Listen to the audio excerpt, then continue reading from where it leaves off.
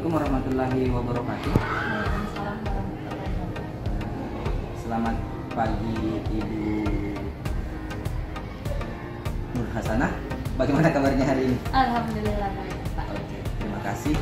Sebelumnya saya kasih informasi dulu bahwa kami dari Guru Penggerak itu hari ini dan beberapa hari ke depan itu masuk pada tahapan aksi nyata untuk melakukan observasi atau bahasanya supervisi. Setelah berbicara dengan teman-teman guru senior khususnya di Rumpun Bahasa Indonesia, saya kemudian diberi amanah untuk kemudian mengobservasi Ibu Nur Hasanah. Tapi dalam prosesnya nanti santai Maki, tidak usah Maki terlalu tegang, karena saya bukan orang yang pintar dalam hal ini dan Ibu Nur Hasanah bukan orang yang harus saya ajari, bukan. Tapi rekan lebih kepada kita ini adalah rekan untuk saling mengisi. Nah, dalam tahapan observasi nanti ada 3 kegiatan. Yang pertama adalah pra-observasi, kemudian yang kedua adalah observasinya di kelas pada saat belajar, kemudian yang ketiga pasca observasi ya. Nah, hari ini kita akan masuk di pra-observasinya. Jadi kita akan membahas tentang apa-apa yang Ibu nanti akan lakukan pada saat proses supervisi atau observasi nanti di kelas. Nah, yang pertama yang saya tanyakan sama Ibu dulu, yang ingin saya dapat informasi dari Ibu dulu adalah kalau boleh tahu saat ini Ibu mengajar kelas berapa? Saya mengajar kelas 9, Pak. 9. 4 dan 9. Oke. Mata pelajaran yang Ibu ampu? Mata pelajaran Berarti sama dengan saya. Kemudian dalam pelajaran bahasa Indonesia di kelas 9 ini, kalau boleh tahu ada berapa bab pembelajaran? ada 4. Yang pertama itu tentang teks laporan percobaan, kedua pidato persuasif, yang ketiga cerpen, dan yang keempat itu teks standar. Nah, nanti di proses pembelajaran di kelas untuk observasi ini, materi yang Ibu ajarkan? Materi yang ingin saya ajarkan yaitu materi cerpen.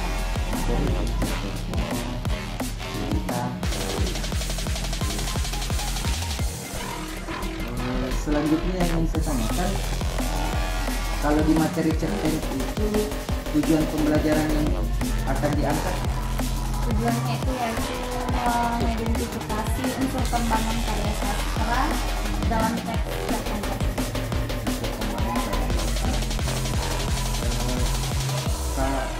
Kan yang dibahas unsur kembangannya, kemudian pengembangan yang seperti apa yang dikehendaki di siswa nanti? Pengembangannya itu saya akan menjelaskan unsur-unsur tentang teks tersebut.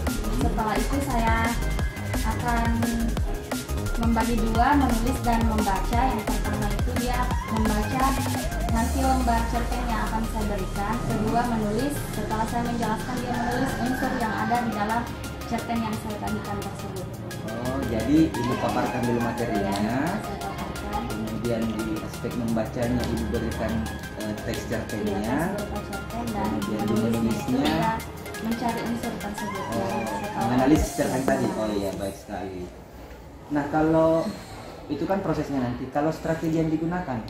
Kalau strategi yang saya gunakan itu modelnya discovery learning. Discovery learning. Iya. Terus? Modelnya itu model ceramah. Setelah itu berdiskusi. Setelah berdiskusi dia akan mempresentasikan hasil yang dari hasil diskusi tersebut. Berarti di penyampaian materinya metode ceramah, Iya, kemudian discovery learning. Iya, discovery learning. Untuk mencari unsur-unsur intrinsik dalam cerpen. kemudian dipresentasikan. Iya, dipresentasikan. Kalau boleh tahu juga ukuran keberhasilannya seperti apa? Misalnya dari berapa jumlah muridnya? 29. Dari 29 itu apakah ukuran keberhasilannya ketika ada sampai misalnya 20 orang yang sudah paham materi? Insya Allah 20 di atas 20 Oh ya. iya. Nah, yang untuk persiapan supervisi nanti hal-hal apa yang ibu persiapkan nantinya untuk bisa membantu keberhasilan supervisi? Yang pertama itu tentunya saya mempersiapkan modul pembelajaran dan pastinya saya mempersiapkan ini apa lembar kerja siswa juga ya. Nah, ibu saya sampaikan bahwa dalam proses observasi nanti tidak usah terlalu tegang, santai saja, karena kita akan sama-sama melihat, sama-sama akan belajar di mana kekurangan kita dalam proses pembelajaran, apa-apa yang harus diperbaiki untuk lebih menciptakan proses pembelajaran yang lebih baik ke depannya. Jadi tidak usah tertekan, santai saja. Nah, kalau boleh tahu hari apa kita bisa melakukan Insya Allah hari Senin. hari Senin tanggal berapa ya? Tanggal 12 ya? Tanggal 12 ya? Jam berapa ini? Jam di kelas? Di kelas 9 ini. Terus setelah supervisi nanti mungkin kalau misalnya ada kesempatan kita akan melakukan diskusi lagi untuk membahas tentang kegiatan observasi supervisi kemarin. Kalau tidak mungkin ada. Terima kasih Bu Hasanah. Saya selalu mengasih.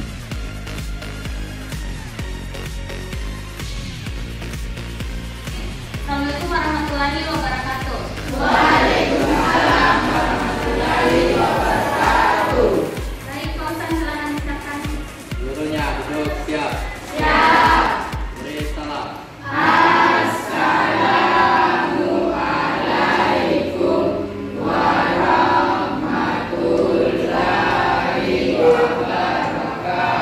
Waalaikumsalam warahmatullahi wabarakatuh. Berdoa sebelum belajar.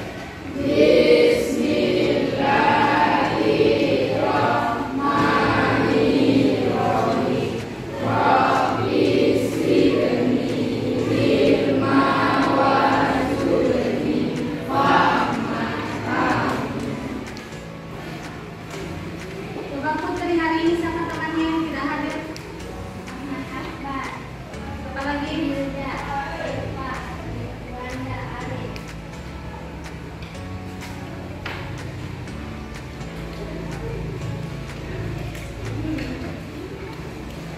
baik, selanjutnya Ibu akan melanjutkan materi tentang menyusun cerita pendek. Sebelumnya kan Ibu sudah membahas tentang pengertian cerpen. Masih ada yang ingat apa pengertiannya cerpen? Siapa yang bisa? Apa pengertian cerpen, Putri?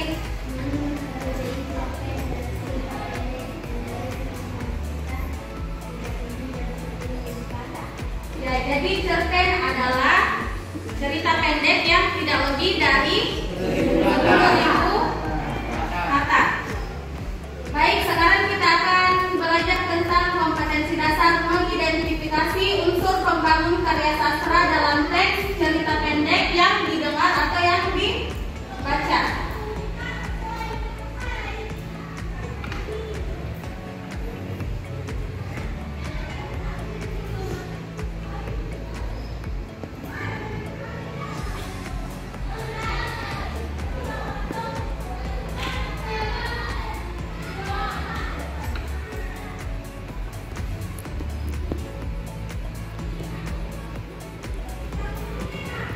Baik, sekarang kita belajar tentang unsur intrinsik cerpen. Jadi sebenarnya dalam cerpen itu memiliki dua unsur pembangun dalam karya sastra, yaitu ada unsur ekstrinsik dan ada unsur intrinsik. Sekarang yang mau kita pelajari yaitu unsur intrinsik yang ada di dalam cerpen tersebut.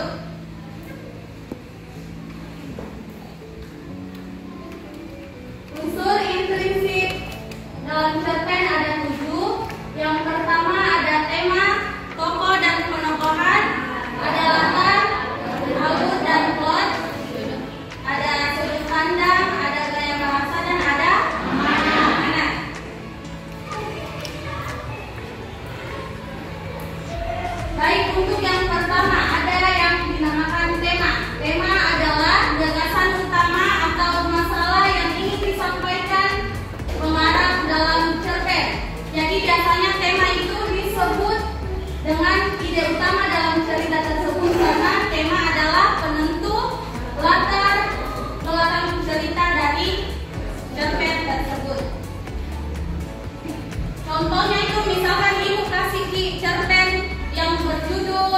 belajar di sekolah.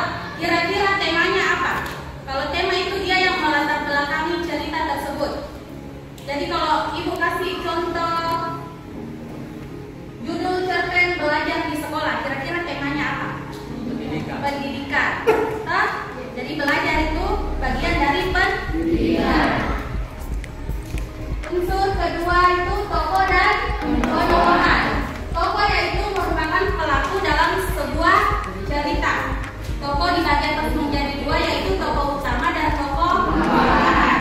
Kalau tokoh utama itu adalah tokoh yang melakukan interaksi di dalam cerpen tersebut. Sedangkan tokoh tambahan itu dia tidak melakukan interaksi. Jadi tokoh tambahan itu seperti figuran. Biasa menonton di sinetron yang lewat-lewat itu. Nah, itu yang tidak melakukan interaksi itu namanya tokoh tambahan. Mengerti sampai di sini? Kalau selanjutnya untuk penokohan. Penokohan yaitu watak atau karakter tokoh yang terdapat dalam sebuah cerita. Watak. Watak itu sifatnya. Misalkan dia di dalam cerita tersebut dia pemarah. Jadi misalkan tokohnya itu Ibu Dina, wataknya itu pemarah. Itu penokohannya, watak atau sifatnya. Jadi bisa membedakan apa itu tokoh dan apa itu penokohan. Jadi kalau tokoh itu orangnya atau pelakunya, sedangkan penokohan itu watak atau sifatnya. Selanjutnya latar. Latar merupakan gambaran tempat, waktu, dan suasana yang ada di dalam cerpen. Latar tempat menjelaskan di mana kejadian atau peristiwa dalam cerpen. Kalau latar tempat itu misalkan seperti di sekolah, di rumah, di taman, itu latar tempat. Kalau latar waktu itu menjelaskan kapan kejadian atau peristiwa dalam cerpen terjadi. Dia bisa menggunakan kayak nama hari atau jam, waktu, misalkan kemarin, minggu lalu.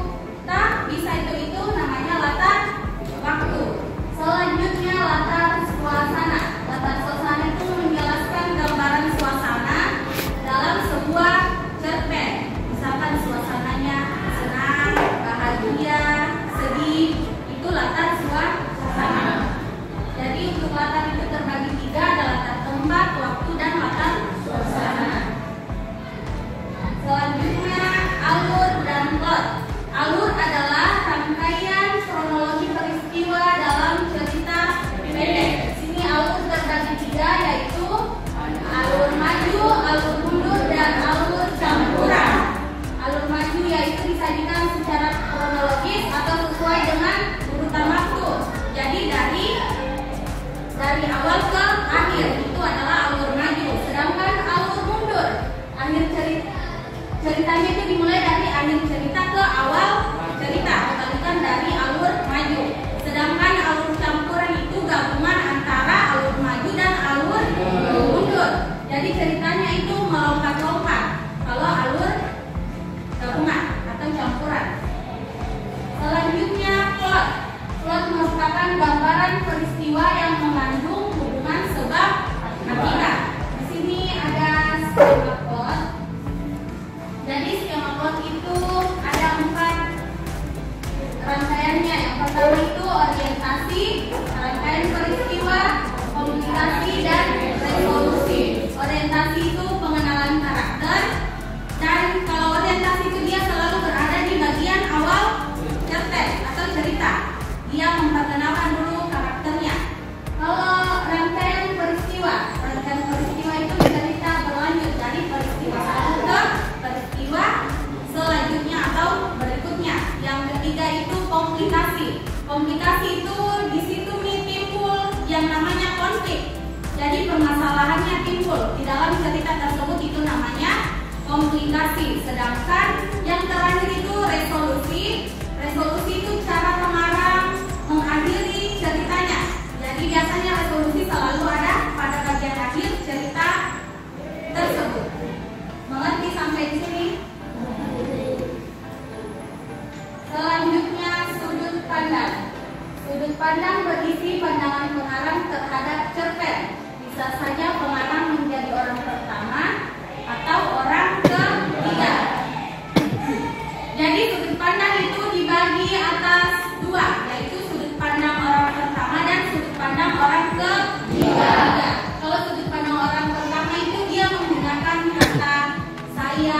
aku. Kalau sudut pandang orang pertama itu dibagi dua lagi, ada tunggal dan ada jamak. Jadi kalau sudut pandang orang pertama yang menggunakan kata aku saya, dia itu tunggal. Kalau kami, dia itu jamak. Selanjutnya sudut pandang orang ketiga. Kalau sudut pandang orang ketiga itu contohnya seperti dia, mereka. Jadi misalkan kalau ibu kasih soal untuk ubah sudut pandang pertama menjadi sudut pandang orang ketiga, misalkan ibu gunakan kata aku, berarti gantinya itu sudut pandang orang ketiga berarti dia, karena dia itu tunggal. Sedangkan kalau dia sudut pandang orang pertama jamak menggunakan kata kami, berarti pasangannya itu sudut pandang orang ketiga yang mereka. Selanjutnya gaya bahasa. Gaya bahasa merupakan pemakaian ragam bahasa yang berfungsi untuk memberikan pesan yang lebih menarik dengan menggunakan majas. Untuk amanat merupakan pesan moral yang ingin disampaikan oleh penulis kepada pembaca melalui cerpen. Jadi untuk gaya bahasanya itu dia banyak menggunakan majas dan intinya yang lebih mudah dimengerti. Sedangkan untuk amanat itu dia memiliki pesan moral yang disampaikan pengarang untuk sang pembaca. Di sini ada yang mau ditanyakan? Apa bilang majas? Majas itu apa? Ada yang tahu apa itu majas? Apa itu majas? Ada yang tahu apa itu majas? Sudah Ibu kasih minggu lalu tahu apa itu majas?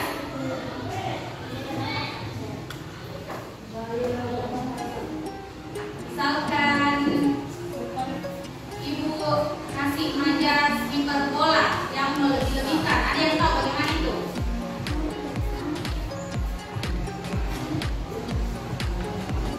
Jadi sekarang nanti tugasnya di rumah buka, cari tahu apa itu majas. Nah, harus diingat itu apa itu majas. Jadi sekarang kita belajar tentang unsur intrinsik. Masih ada yang mau ditanyakan seputar unsur intrinsik selain majas?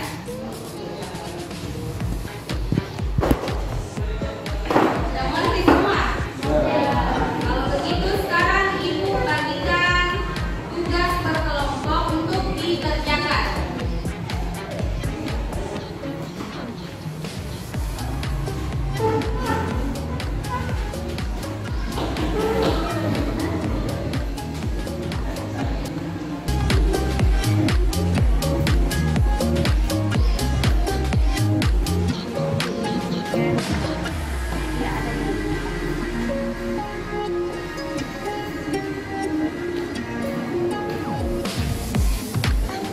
Jadi kan tadi kita belajar tentang unsur intrinsik. Ada 7. Yang pertama tema, tokoh penonggolan, latar, alur dan plot, sudut pandang, gaya bahasa dan amanat. Untuk tugasnya silakan dibaca ini cerpen. Silakan dibaca cerpen. Ini cerpen yang sangat singkat. Silakan dibaca. Lalu silakan dijawab di belakang. Temanya apa, tokohnya, dan penonggolannya apa, latar, alurnya, sudut pandang, gaya bahasa, dan amanatnya apa. Jadi silakan dikerjakan. Ya, langsung ditulis di sini.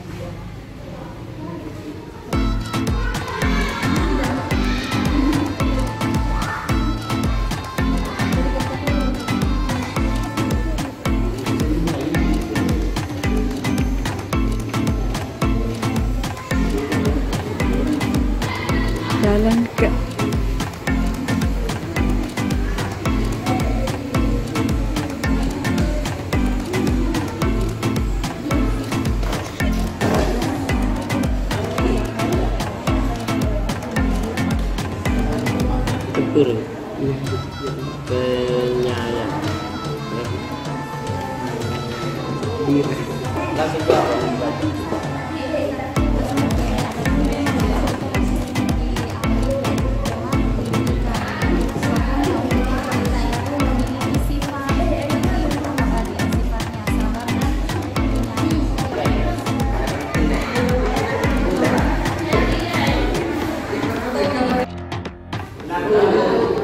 Baik, untuk kelompok 4 silakan dipresentasikan hasil diskusinya bersama dengan kelompoknya. Di sini saja. Berdiri. Assalamualaikum warahmatullahi wabarakatuh.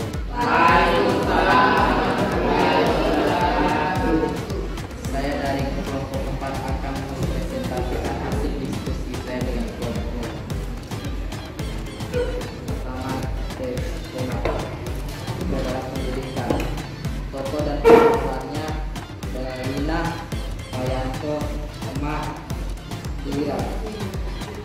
Pengakuannya Lina semangat pantang menyerah, Emah sabar dan penyayang, Ira sombong dan pelit, Payanto baik dan tegas. Latarnya ruang kelas, Emah Lina, Emah Ira dan Kapten. Alurnya maju. Sudut pandangnya orang pertama karena ditandai dengan menggunakan kata aku. Gaya bahasanya menggunakan bahasa yang mudah dimengerti. Dan keamanannya meraih pendidikan dan mengikuti pembelajaran di sekolah harus tetap semangat di kondisi apapun. Sekian dan terima kasih. Ada yang mau bertanya? Silakan Rana. Saya dari kelompok 5 ingin bertanya kepada kelompok 4, yaitu kenapa kelompok 4 mengatakan bahwa alur cerpen tersebut alur maju? Karena cerpen tersebut disajikan sesuai dengan urutan waktu dari awal hingga akhir. Mana Dana? Mati. Jadi kenapa alur tersebut menggunakan alur maju? Karena di dalam cerpen itu dia menceritakan kronologisnya sesuai dengan urutan waktu dari awal ke akhir. Maka dari itu alur yang digunakan yaitu alur maju. Alur maju. Kalau alur mundur itu dari akhir ke awal. Sedangkan di dalam cerpen yang berjudul Belajar di Kala Pandemi itu menggunakan alur maju karena disajikan sesuai dengan urutan waktu dari awal ke akhir. Makanya disebut alur maju. Sampai di sini mengerti? Jadi ibu simpulkan untuk unsur intrinsik cerpen itu ada 7, ada tema, tokoh penokohan, latar, alur dan plot, sudut pandang, gaya bahasa dan mana. Jadi untuk hari ini bisa mengerti semua bahwa unsur intrinsik itu ada 7, di antaranya tema, tokoh dan penokohan, latar, alur, sudut pandang, gaya bahasa dan mana. Kalau untuk di cerpennya menggunakan sudut pandang apa? Yang tadi dikerjakan menggunakan sudut pandang apa? Orang pertama, Nah, kenapa menggunakan sudut pandang orang pertama? kata aku. Karena di dalam cerpen tersebut menggunakan kata aku. Kalau aku itu jadi dia sudut pandang orang pertama. Oke. Jadi semuanya mengerti unsur intrinsik cerpen? Sudah mengerti semua? Kalau begitu pelajaran hari ini cukup sampai di sini. Lebih dan kurangnya mohon dimaafkan. Jadi nanti pulang nantinya Lina belajar lagi di rumah apa itu unsur intrinsik supaya tidak dilengkapi. Jadi sekian dari Ibu untuk hari ini. Assalamualaikum warahmatullahi wabarakatuh. Waalaikumsalam warahmatullahi wabarakatuh.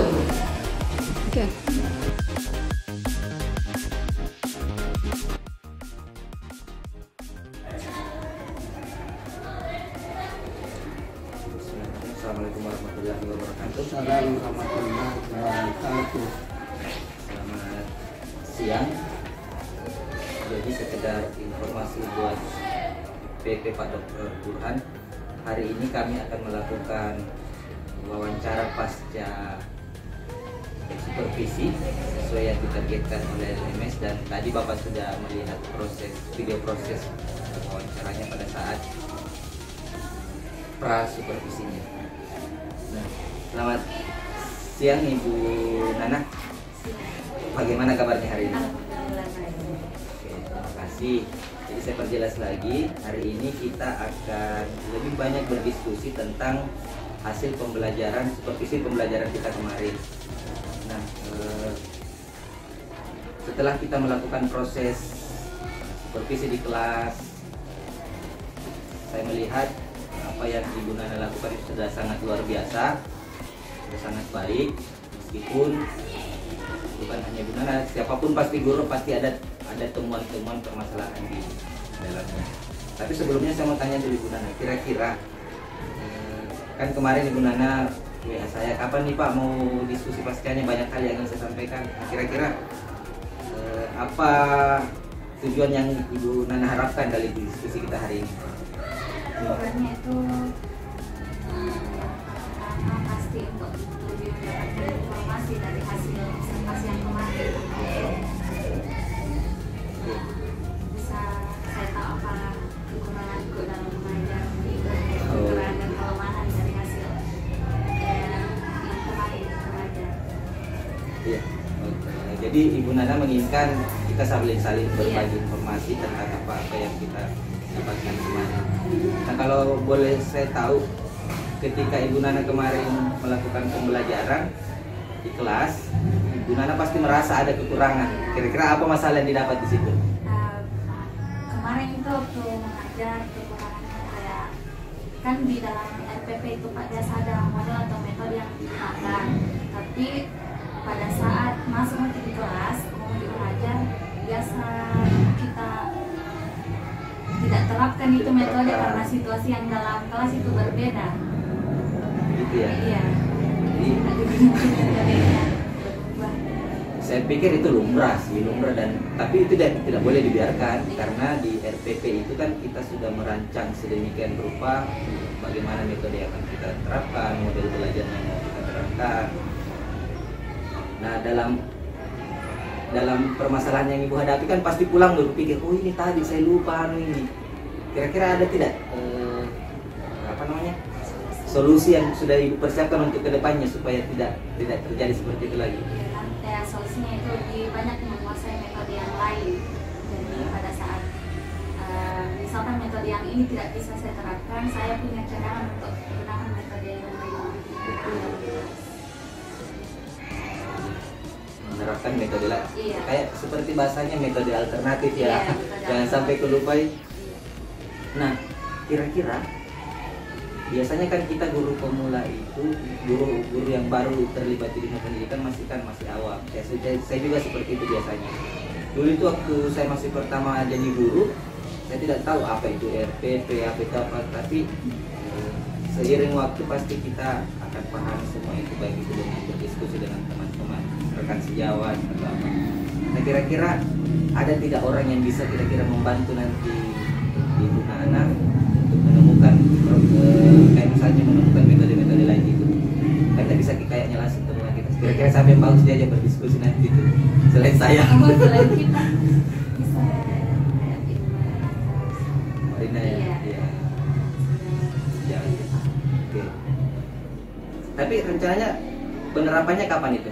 Kalau misalnya mau Kak rubah metode itu deh, di pembelajaran selanjutnya kan seperti apa? Insya Allah bisa di pembelajaran. Bisa di pembelajaran selanjutnya. Oke, terima kasih Bu Nana. Nah, saya berikan refleksi sedikit dari hasil kemarin. Ada beberapa kondisi yang saya lihat Bu Nana kaget. Kayak kemarin kan kasusnya ketika berkelompok, ada siswa yang tiba-tiba bertanya, Ibu, majas itu apa? Nah, sementara Ibu menjelaskan, langsung dipotong sama siswa kan, Bu, majas, akhirnya kita kaget. Apa ini? Perasaan sudah ada jeda waktu, saya lihat Ibu diam sejenak untuk berpikir apa jawabannya. Tapi yang saya saluti adalah dalam jeda itu ternyata ibu baru berpikir apa yang saya lakukan ini supaya saya tidak terjebak dengan pertanyaan itu. Ibu saya lihat langsung mengembalikan pertanyaan ke siswa.